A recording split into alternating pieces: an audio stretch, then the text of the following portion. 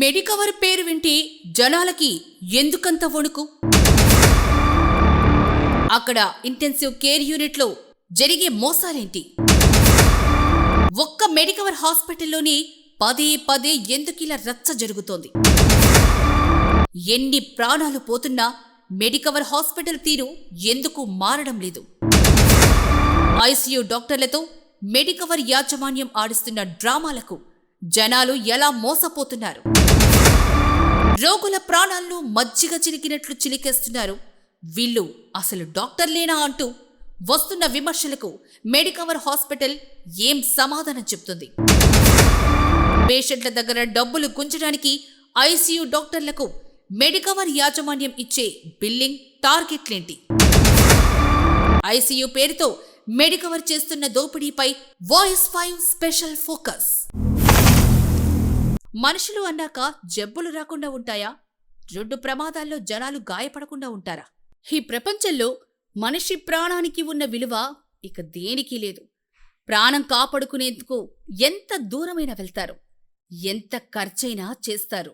ఈ యొక్క లాజిక్ పట్టుకుని కొంతమంది స్వార్థపరులు హాస్పిటల్ రంగంలోకి ప్రవేశించి వైద్యాన్ని మాఫియాగా మార్చేసి క్యాష్ చేసుకుంటున్నారు. నెల్లూరులో మెడికవర్ హాస్పిటల్ ఇటువంటి దందాలు చేయడంలో ముందుంది. ఇక్కడి డాక్టర్ల మోసాలు బయటపడి ప్రాణాలు కోల్పోయిన పేషెంట్ బంధువులు ఎన్నోసార్లు ఈ హాస్పిటల్లోని స్టాఫ్ను, డాక్టర్లను చితకబాదారు. మరి మెడికవర్ హాస్పిటల్లోని ఇంటెన్సివ్ కేర్ యూనిట్ మోసాలకు అడ్డు అదుపు లేకుండా పోతోంది. హాస్పిటల్ యాజమాన్యం, డాక్టర్లు అందరూ కలిసి ఒక టీం వర్క్గా ఐసీయూలో పేషెంట్లను దోపిడీ చేస్తారు.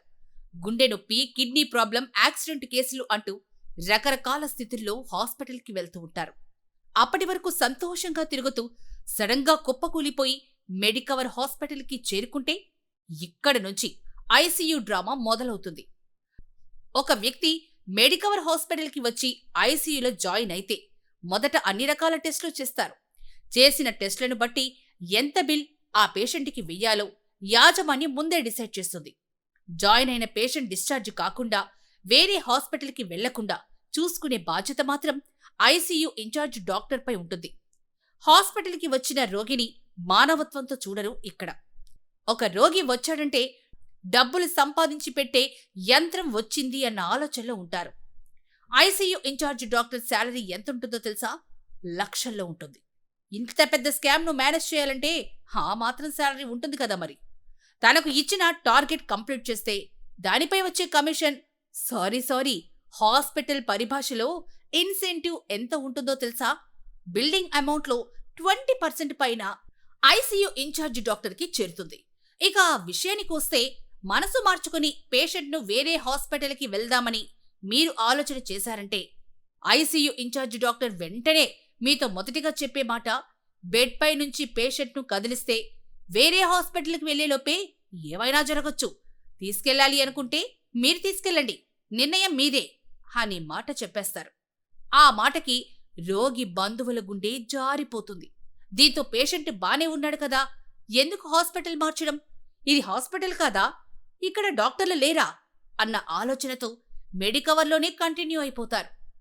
దీంతో ఇక్కడ ఐసీయూ ఇన్ఛార్జ్ డాక్టర్ మొదటి స్టెప్లో సక్సెస్ అయినట్టే. ఇక బిల్ టార్గెట్ వరకు రైజ్ చేయడం స్పెషలిస్ట్ డాక్టర్ల వంతు. రోగుల బంధువులతో మాత్రం ఐసీయూ ఇన్ఛార్జ్ చాలా మర్యాదగా, ప్రేమగా మాట్లాడుతూ ఉంటాడు. ఒకరోజు గడిచాక పేషెంట్ ఇప్పుడు స్టేబుల్గా ఉన్నాడు, కోలుకుంటున్నాడు అనే మాట చెబుతారు. ఆ మాట రోగి బంధువులకు చాలా ఊరటనిస్తుంది. హాస్పిటల్ మార్చకుండా తాము మంచి నిర్ణయమే తీసుకున్నామని అనిపిస్తుంది. ఇలా రోజులు గడిపేస్తూ ఉంటారు. బిల్లు మాత్రం చాంతాడులో పెరిగిపోతూ ఉంటుంది. పేషెంట్ టైం బాగుండి వాళ్ళ ఇంట్లో వాళ్ళు చేసుకున్న పూజలు ఫలించి బయటపడ్డా సరే, లేకపోతే చివరగా ఠాగూర్ సినిమాలో డాక్టర్ చెప్తారు కదా, ఆ డైలాగ్ మెడికవర్ డాక్టర్లు బట్టి పట్టేసుంటారు. Doctor don't disturb.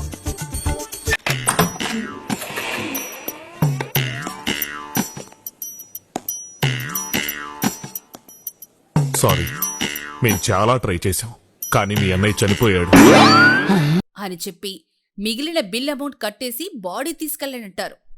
ఇలా హాస్పిటల్కి వచ్చిన పేషెంట్ల దగ్గర ఎలా డబ్బులు వసూలు చేయాలి అన్న విషయంలో మెడికవర్ డాక్టర్లు పీహెచ్డీ చేసుంటారు. డాక్టర్లు చేసిన మోసాలకు ఒకవేళ పేషెంట్ బంధువులు పసిగట్టేస్తే అప్పుడు రంగంలోకి వేరే టీం దిగుతుంది. ఈ హాస్పిటల్లో పథకం ప్రకారమే డబ్బులు ఎలా వసూలు చేస్తారు, మృతుని బంధువులు ఆందోళన చేస్తే వారిని ఎలా హ్యాండిల్ చేయాలి అనే ప్రధాన విషయం కోసం ప్రత్యేక శిక్షణ తీసుకున్న మెడికవర్ సర్వైవల్ స్కిల్ టీం రెడీగా ఉంటుంది. ఈ టీం మ్యాక్సిమం బిల్లు కట్టించి పేషెంట్ను బయటికి పంపించే ప్రయత్నం చేస్తారు. ఒక్కోసారి తమ వారిని కోల్పోయిన బాధలో మృతుని బంధువులు ఇదిగో ఇలా దాడికి తెగబడుతూ ఉంటారు. ఇక్కడ ఇలాంటివి జరిగింది ఒకటా రెండా, అబ్బో ఎన్నో జరిగాయి. ఎన్ని జరిగినా మెడికవర్ హాస్పిటల్కు ఇవేమీ పెద్ద విషయాలేమీ కాదు. తమ డబ్బు, అధికార బలంతో ఇటువంటి విషయాలను చాలా ఈజీగా ఇక్కడ మేనేజ్ చేసేస్తారు. అవసరమైతే పోలీసుల్ని రంగంలోకి దించి మరీ పరిస్థితుల్ని తమకు అనుకూలంగా మలుచుకుంటారు. డబ్బు కోట్లలో సంపాదించడమే ముఖ్య లక్ష్యంగా వైద్యాన్ని వ్యాపారంగా ఎంచుకొని ఇటువంటి హాస్పిటళ్లు నడుపుతున్న వారికి రోగుల ప్రాణాలంటే లెక్కే ఉండదు. ఇక్కడ మేము కేవలం చెప్పగలిగే వారం మాత్రమే. మీ ఆరోగ్య విషయంలో సరైన హాస్పిటల్ని ఎంచుకునే బాధ్యత మాత్రం మీదే. ఎవరైనా సమస్యపై హాస్పిటల్కి వెళ్లే ముందే ఆ హాస్పిటల్ పరిస్థితి ఏంటి, ఆ హాస్పిటల్ ఎలాంటి వైద్యం అందుతుంది, మరియు ఆ హాస్పిటల్ ట్రాక్ ఒక్కసారి పరిశీలించి నిర్ణయం తీసుకుంటే మంచిది. నువ్వు రారా హాస్పిటల్, నువ్వేంద్రా చెప్పండి ఏంద్రా మర్యాద, మా నాన్నని కాదు ఇంక నా కొడక నీ అమ్మ. హలో